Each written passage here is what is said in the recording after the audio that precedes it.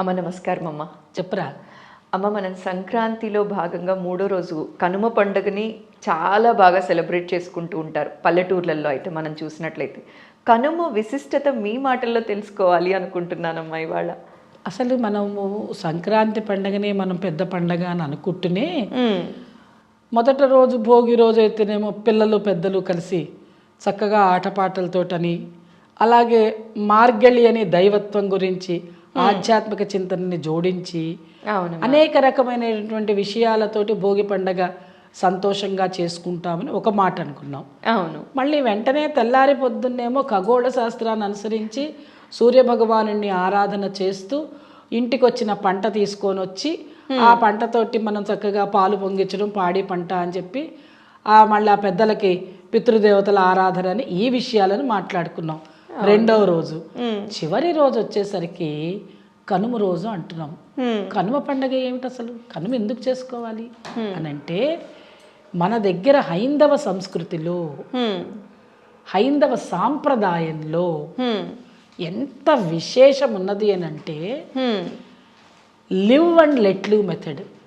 మనం ఎలా బతుకుతున్నామో వాళ్ళని కూడా మనం బతికిస్తాం. ఎవరిని? జంతువులను కూడా మనతో పాటే చూసుకుంటాం. ఎంత గౌరవిస్తామో తెలుసా? అవి లేకపోతే, ఆ ఎడ్లు లేకపోతే మనకి పంటలు రావు. అలాగే మనకి ఆవులు బర్రెలు లేకపోతే పాలు రావు. అంటే పాడి పంటకి ముఖ్యమైనది ఏమిటి? ఇవే ఎనుములు. ఎనుములు అంటే ఎద్దు. దానిలో నుంచి వచ్చింది కనుమ. ఓకే. అందువల్ల వాటిని మనం ఎంత బాగా చూసుకోవాలి. చాలా బాగా. పల్లెటూరులో ఉన్న వాళ్ళే చూసుకుంటే, పట్టణవాసంలో ఉండేవాళ్ళు వాళ్ళని సహకరించాలి, వాళ్ళతో ఉండాలి. మనం కూడా పల్లెటూర్లకు మనం వెళ్ళినప్పుడు చూస్తాం.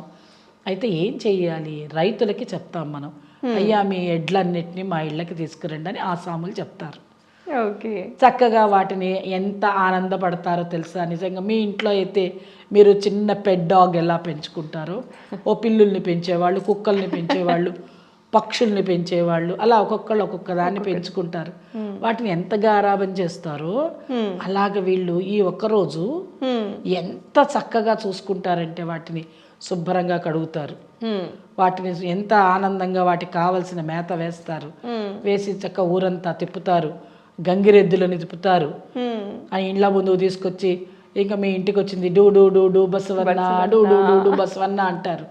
గంగిరెద్దు వచ్చింది అంటారు, పాటలు పాడతారు, జానపదాలు పాడతారు. ఎందుకని? ఆనందం వాళ్ళకి. మరి వాళ్ళ జీవితమే అది కదరా. అవునమ్మా. ఆ జీవితం వాళ్ళతో పాటు మనకి పరోక్షంగా ఉపయోగపడుతున్నాయి.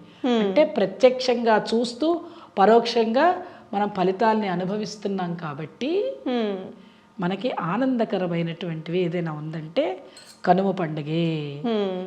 అయితే ఈ 2 రోజులు కొంతమంది ఇళ్లల్లో మా నాన్ వెజిటేరియన్ తినేవాళ్ళు ఈ 2 రోజులు తినరు. పితృదేవతలకు పెట్టిన రోజు తినరు, భోగి రోజు తినరు, కనుమ రోజు తింటారు. కానీ మరి శాకాహారులు ఏం తింటారు అంటే, కనుమ రోజు మినుము తినాలి. మినుము అంటే మినపగారెలు తప్పనిసరిగా వండాలి. ఆ రోజు గారెలు వండుకోకుండా ఉండరు. అయితే వాళ్ళైతే నాన్ వెజిటేరియన్ తినేవాళ్ళైతే ఈరోజు మిగతావి వండుకుంటారట. ఎందుకంటే మనం దాని జోలికి పోలేం కాబట్టి మనకు తెలియదు, చెప్పింది మనం వింటాం. ఇంకా ఎంత ఆనందంగా వాళ్ళు బర్రెలని, తర్వాత ఎడ్లని ఊరూరు వాడవాడ తిప్పుకుంటూ కనుమ పండుగ రోజు సంతోషంగా ఉంటారు. ఇక వాళ్ళ ఆసాముల దగ్గరకు వచ్చి వాళ్ళు కష్టపడిన విషయం అంతా ఆ రోజే కలుస్తారు. రైతులు, రైతు కూలీలు అందరూ కలిసి ఆసాములతోటి మాట్లాడుకుంటూ, కౌలు దగ్గరకు వచ్చిన విషయాలు మాట్లాడుకుంటూ, పంటలు మళ్ళీ సంవత్సరం ఏం పంట వేయాలి మాట్లాడుకోవడం, ఇవన్నీ కూడా వీళ్ళు సరదాగానే విషయాన్ని మాట్లాడుకుంటారు. దానికి ఆ రోజు ఉపయోగపడుతుంది వాళ్ళకి. ఓకే. అది వాళ్ళ చుట్టాలు వస్తారు కదా. ఇప్పుడు రైతులకు కూడా చుట్టాలు ఉంటారు, వాళ్ళ తల్లిదండ్రులు, వాళ్ళ పిల్లలు వాళ్ళు ఉంటారు, రైతు కూలీలకు కూడా ఉంటారు. కానీ వాళ్ళందరూ కూడా ఏది ఇష్టం వాళ్ళ ఇంట్లో అంటే, మనం ఎక్కడికైనా వెళ్ళాలనగానే కారు ఉంది కదా, కారు చూసి మురిసిపోతాం. అలాగే వాళ్ళైతే వాళ్ళ ఎడ్లను చూసి మురిసిపోతారు. పిల్లలంతా ఎంత ఆనందపడిపోతుంటారు. ప్రతి ఇంట్లో ఎడ్లు ఉంటాయి, ప్రతి ఇంట్లో ఆవులు ఉంటాయి. అసలు పాడి ఉన్న ఇల్లు చూడాలండి, ఎంత ఆనందంగా ఉంటుందో. ఆవులు, చిన్న చిన్న ఆవులు, పెద్ద పెద్ద ఆవులు. ఇప్పుడు మనం అంటే ఆవులని పెంచడానికి అనువైన సమయం లేదు, అనువైన ప్రదేశాలు లేవు, అటువంటి వాతావరణం మన దగ్గర లేదు. కానీ పల్లెటూర్లలో ఇప్పటికీ గోశాలలు ఉన్నాయి, అలాగే బర్రెలు ఆవులు ఉండే చోట ఉంది, అన్ని చోట్ల ఉన్నాయి. ఇవన్నీ పెంచుకోవడం కోసం వాళ్ళకు ఒక ప్రతీకగా ఇది కనిపిస్తున్న చోట మీరేమో ఇప్పుడు ఏం చేస్తున్నారు అంటే, రాబోయే రోజులు అనక్కర్లా, ఈ రోజుల్లోనే ట్రాక్టర్లు. అంటే మీరు అనొచ్చు, ఇప్పుడు నాగళ్ళు ఎవరు పెట్టి దున్నుతున్నారమ్మా అనొచ్చు. ఎంత నాగలి పెట్టి దున్నకపోయినా అసలు నీకు ఒక విషయం చెప్పాలి, చెప్పండి. ట్రాక్టర్లతోటి దున్నేవి భూమి కానే కాదు అసలు. అది ఎడ్లతోటి కనుక నువ్వు నాగలి పెట్టి దున్నితే ఆ ఎడ్లకు ఉండేటువంటి కాళ్ళకి గిట్టలు ఉంటాయి చూసారా, అవును, ఆ గిట్టలు భూమికి తగలాలి. తగిలితే భూమి సారవంతంగా అవుతుంది, అప్పుడు పంట బాగా వస్తుంది. పూర్వకాలం అంతా పంటలు పండించలేదా? పండించారు. అసలు ఎంత బాగా ఆడుతూ పాడుతూ పనిచేస్తారు. అందుకేగా సినిమాల్లో అంతా అలా చూపిస్తారు, ఆడుతూ పాడుతూ పని చేస్తుంటే అలుపు సొలుపు ఉండదు అని. మరి ఎందుకంటారు ఆ మాట? చక్కగా వాళ్ళు ఎంత బాగా, ఎంత కష్టాన్నైనా ఇష్టంగా స్వీకరించి మన కోసం పాడుతూ చేస్తారు. మన కోసం ఎంత కష్టం. మనమేమో తిన్నట్టు పారేస్తుంటాం, ఎందుకంటే మనకు లెక్క తెలియదు, విలువ తెలియదు. వాళ్ళు ఎంత కష్టపడతారు. అటువంటి రోజు మరి వాళ్ళని గౌరవించాలి కదా. ఇక వాళ్ళ ఇంటిల్లిపాదికి బట్టలు ఇవ్వడం, తర్వాత వాటికి కావాల్సినట్టు అప్పుడే నజరానాలు అంటే వాళ్ళ గిఫ్ట్స్ అవి ఇస్తారు. అవన్నీ వాళ్ళ పెద్దవాళ్ళందరూ వాళ్ళకి పిలిచి మా కోసం వాళ్ళ బిడ్డలందరికీ చూపిస్తారు, వీళ్ళే మనకి కష్టపడి చేసేది అని. అంటే ఒక గుర్తింపు సంపాదించుకుంటుంది కనుమ పండుగ రోజు.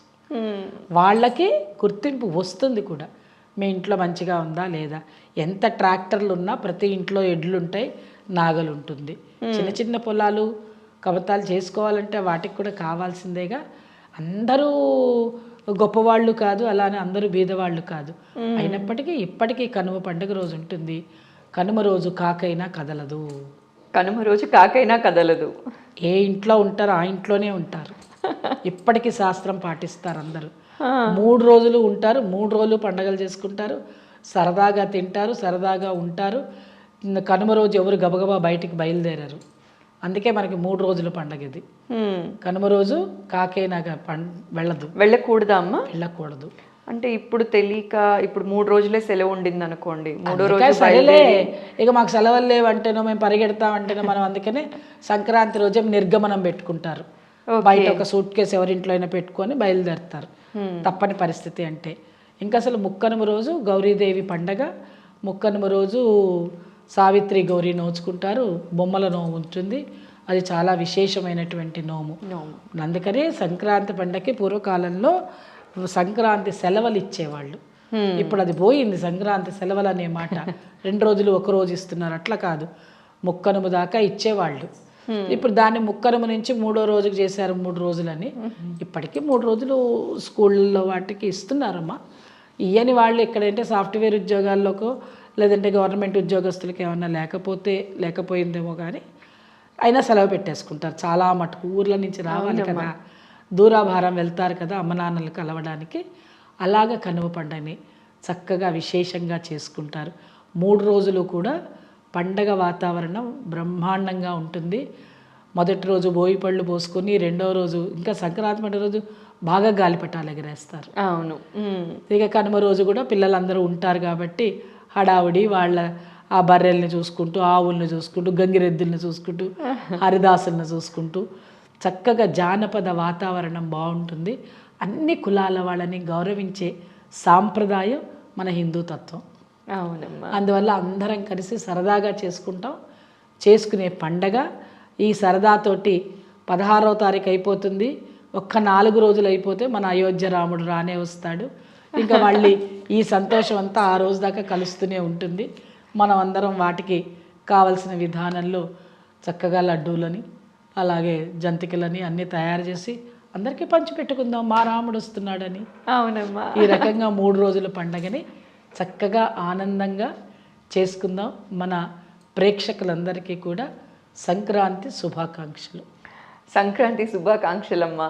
3 రోజుల పాటు ఘనంగా జరుపుకునే సంక్రాంతికి చాలా విశిష్టత ఉన్న విషయం మనందరికీ తెలిసిందే. ఈ సంక్రాంతిలో భాగంగా కనుమకి కూడా అంతే విశిష్టత ఉంది అని చెప్పటంలో ఎటువంటి అతిశయోక్తి లేదు.